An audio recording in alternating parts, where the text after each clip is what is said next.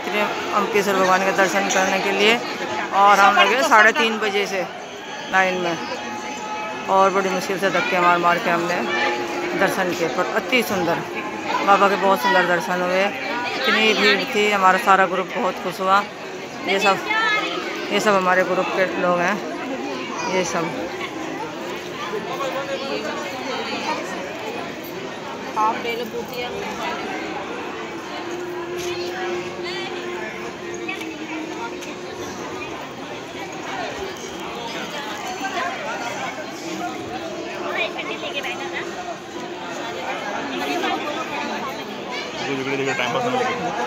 ये मेरे हस्बैंड आ रहे हैं उतर के बाबा के दर्शन करने के बाद,